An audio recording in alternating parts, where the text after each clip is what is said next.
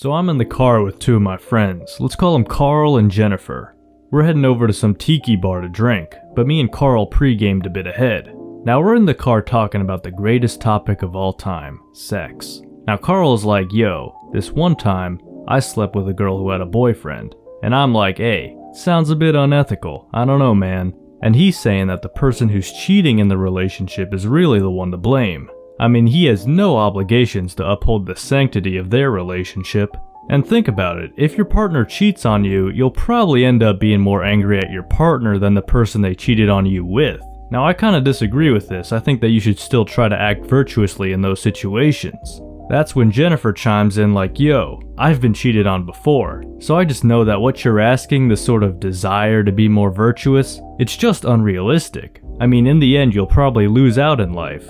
Conversations like these really go towards the core of ethics and force us to wonder why we should even do good or be a moral person. Like really, what is the reason for doing good when there are many benefits to doing bad?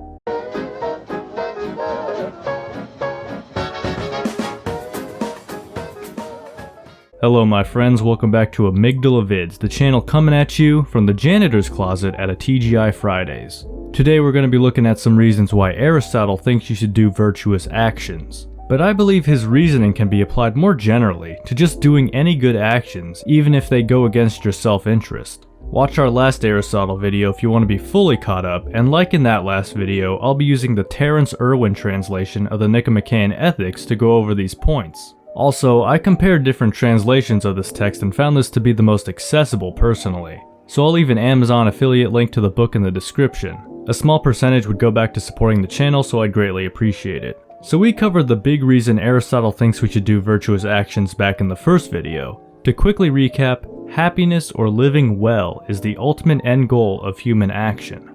Now the function of a human is to engage in actions that accord with reason, and being virtuous helps you to do exactly that. Now look, be honest with me. Although I greatly oversimplified things, does that really sound super motivating? Like if you're ever in a situation where you could benefit at the expense of being unjust, are you really gonna think to yourself, well the function of a human is to act in accord with reason and blah blah blah blah blah. You probably aren't gonna go through that whole routine, be honest. But that's okay, because thankfully there's more in this book that supports doing virtuous activities. Now the hesitation involved in doing something virtuous is usually because the alternative is something within our self-interest. You know, like how people steal usually because of the money they get, or people cheat because of their feelings towards the other person. So I propose that we test Aristotle's idea by creating a strong motivation to not be virtuous. So here we go, we're doing a classic cost-benefit analysis here. On the right we'll list the pros and cons of not doing the right thing, and on the other side we'll do the same for doing the right thing. Let's use the example from the intro of this video because as much as we may deny it, sex is a powerful thing in this world. So the immoral thing would be to sleep with someone's partner, and the moral thing would be to reject them and walk away. So before we get into Aristotle, what are the pros and cons of sleeping with this person?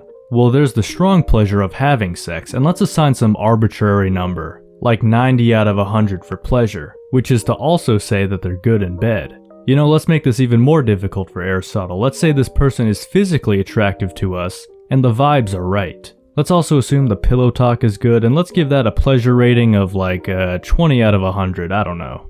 And you know, let's also acknowledge that post-sex ecstasy you get throughout the rest of the day. So maybe that's, I don't know, like a 10 out of 100. So there you go, those are the pros of sleeping with this person. If I've missed anything, let me know in the comments below. As for the cons, well, assuming you have some sort of moral conscience, you're probably going to be feeling some guilt the following days. I mean, yeah, there are those people that might not feel anything at all, so let's keep that in mind. But assuming you're a pretty average person, let's say the guilt is initially like a negative 30 out of 100. And throughout your life, it's gonna still be there, but on the decline. You know, like how you make a mistake and initially you feel really guilty, but a year later you still regret it, but it isn't as bad to think about. So we could add this declining negative 30 out of 100 pain to the cons list. Now we could probably use our imagination to think of many other cons, but let's make it difficult for Aristotle and just leave it at that. So now let's actually get into one of Aristotle's arguments for being virtuous. Just like how sex results in a strong initial pleasure, virtue too is also connected to pleasure. To sum it up, virtue is about pleasures and pains. The actions that are its source also increase it, or, if they are done badly, ruin it. And its activity is about the same actions as those that are its source. Alright, so virtuous actions increase our pleasure, and we could definitely notice this whenever we do virtuous actions, or any act we perceive more generally as the right thing to do. I'm sure you got a bunch of examples where doing the right thing might have meant sacrificing time or money, but you still felt good after the whole thing. I don't think this is a contentious point. What is interesting is that Aristotle believes that bad actions that don't align with virtue may ruin pleasure and increase our pain, even if we can clearly recognize that there is initial pleasure in cheating or stealing or doing something else that's in our perceived self-interest. The big thing to remember here, I believe, is the effect of time. Aristotle makes a lot of references to how the pleasures of virtuous actions are long-lasting. For no human achievement has the stability of activities in accord with virtue, since these seem to be more enduring even than our knowledge of the sciences. Indeed, the most honorable among the virtues themselves are more enduring than the other virtues, because blessed people devote their lives to them more fully and more continually than to anything else, for this continual activity would seem to be the reason we do not forget them. It follows then that the happy person has the stability we are looking for and keeps the character he has throughout his life.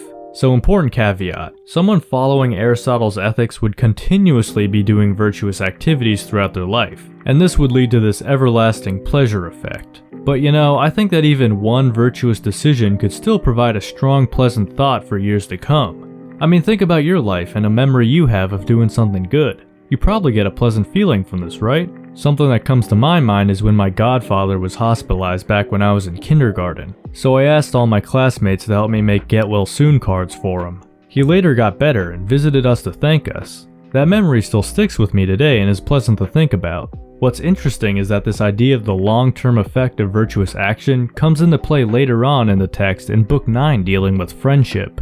Aristotle talks about how someone with a good virtuous history is capable of being alone easier, because they could always reflect on those virtuous actions. This would be opposed to the non-virtuous person who uses other people's company to distract him from his past. Such a person finds it pleasant to spend time with himself, and so wishes to do it, for his memories of what he has done are agreeable, and his expectations for the future are good, hence both are pleasant. This is because he practically never regrets what he has done. And those who have done many terrible actions hate and flee from life because of their vice and destroy themselves. Besides, vicious people seek others to pass their days with and flee from themselves. So let's add this to the pros column for walking away. You get the benefit of remembering this virtuous action you've taken and it sticks with you. Again, Aristotle thinks you gotta be continuously doing these virtuous actions to really get this everlasting effect, and we'll cover this in the next video, but still, even one virtuous action has a long-lasting effect.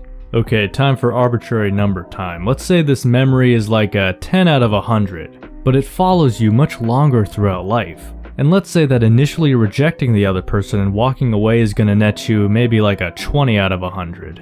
I mean, let's be honest here, people aren't making the same sounds they do while having sex when they donate to charity or anything. But even though there's a strong initial pleasure difference, the virtuous act seems to be better for you long term.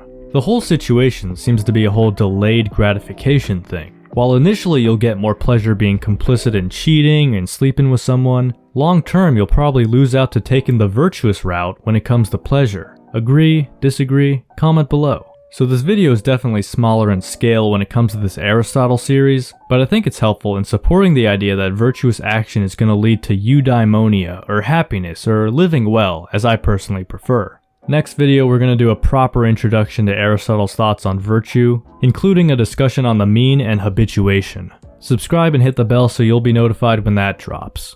If you found any value out of this video, then hit the like button and share the video. Maybe with someone who needs more motivation to be virtuous. I don't know. And as always guys, I wish you all a beautiful rest of your day.